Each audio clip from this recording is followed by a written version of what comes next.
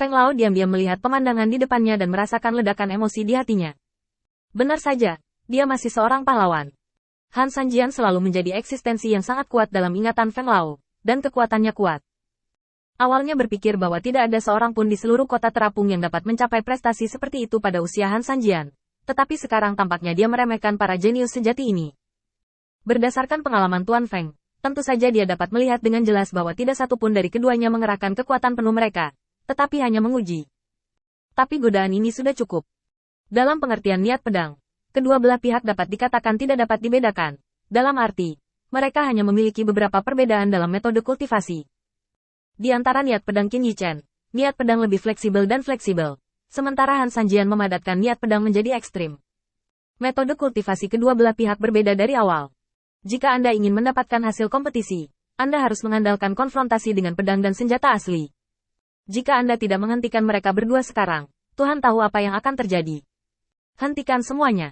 Jika kamu terus bertarung di sini, rumah orang tua itu akan hancur total. Mengikuti suara Feng Lao, Qin Yichen diam-diam menarik pedangnya, dan Han Sanjian juga menyingkirkan pedangnya yang mengerikan.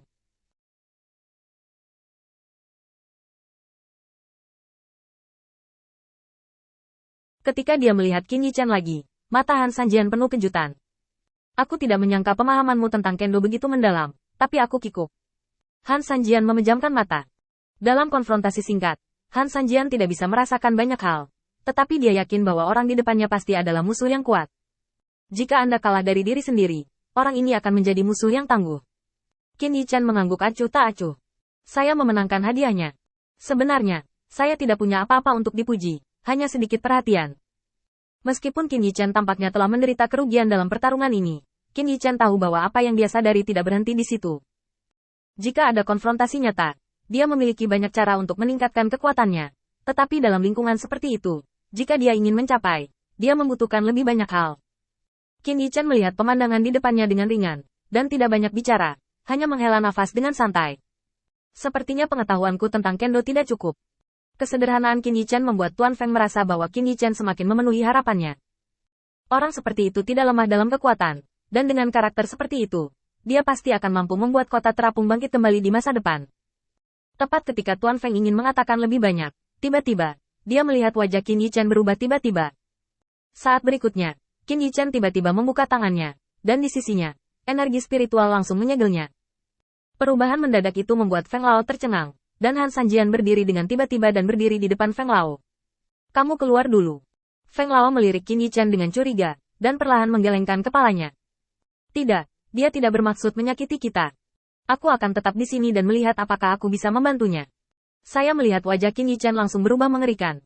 Dia menutupi dadanya dengan satu tangan, dan suara gigi gemeretak sangat keras. Tiba-tiba, segala sesuatu di sekitar menjadi sunyi, dan saya melihat dua cahaya kemasan terang membentang dari dada Qin Yichen.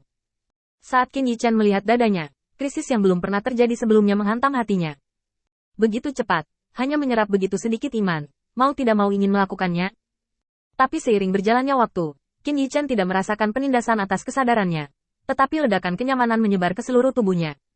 Apa artinya tulang kering ini? Perubahan mendadak membuat Qin Yichen merasa sedikit bingung. Apakah ini untuk mengambil rumah atau untuk bunuh diri? Tidak peduli bagaimana Anda melihatnya, seharusnya tidak seperti ini. Dengan kekuatan tulang yang layu, berurusan dengan dirinya sendiri hanyalah masalah menggenggam.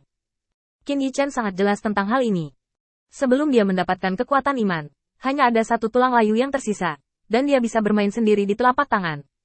Tangannya. Sekarang dia telah menyerap begitu banyak kekuatan iman, bukankah lebih mudah untuk berurusan dengan dirinya sendiri? Menurut kesimpulan Qin Yichen, satu-satunya tujuan orang ini memasuki tubuhnya adalah untuk mendapatkan kekuatan iman yang cukup untuk membentuk kembali tubuhnya, dan kemudian meninggalkan inangnya. Adapun masa depan, Qin Yichen jelas tidak memiliki cara untuk memutuskan. Dia hanya pion kecil di depan pria sebesar itu.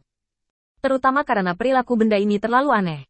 Belum lagi Qin Yichen memeriksa dirinya sendiri beberapa kali, dan tidak ada jejak yang tersisa di tubuh, kesadaran, atau ketuhanannya.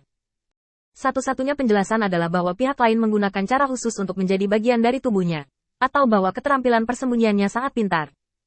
Menurut kesimpulan Qin Yichen, dibutuhkan setidaknya 1000 tahun untuk membentuk kembali tubuh pembangkit tenaga listrik tingkat itu, terutama karena tulang yang layu ini telah membawa kata, Buddhisme, menjadi ekstrim, meninggalkannya dengan keyakinan yang cukup. Gunakan kekuatan, dan kelebihannya akan diserap olehnya. Ini semakin memperpanjang waktu baginya untuk memulihkan tubuhnya. Qin Yichan awalnya berpikir bahwa dia membawa benda ini di tubuhnya, tapi itu hanya bom waktu di masa depan. Sampai hari ini, dia berpikir begitu. Tapi sekarang, perubahan mendadak telah mengubah semua tebakan Qin Yichan sebelumnya menjadi kesimpulan yang salah. Karena itu parasit, dan kemudian memulihkan tubuh, Anda harus diam-diam menyerap kekuatan iman, menunggu sampai kekuatan iman cukup, dan kemudian menyusun kembali tubuh Anda. Sebelum itu, semakin sedikit orang yang tahu tentang keberadaannya, semakin baik. Lagi pula, kekuatannya tidak sebaik dia, dan dia jelas bukan lawan dari musuhnya.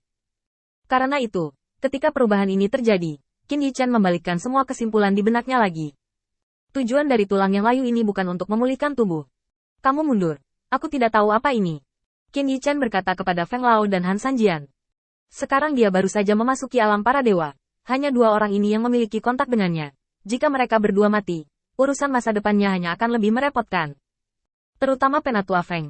Statusnya sangat tinggi sehingga siapapun yang memiliki pemikiran buruk tentang dia akan dibalas olehnya. Bahkan jika dia memiliki masalah besar, dia tidak boleh membiarkan Penatua Feng datang ke sini. Tepat ketika Qin Yichan selesai berbicara, ledakan kecemerlangan yang mempesona tiba-tiba meletus dari ketuhanan di dadanya, berubah menjadi kunang-kunang emas, langsung menembus perisai aura. Kunang-kunang emas tampak ilusi, langsung menembus ruangan dan menyemprot seluruh kota terapung.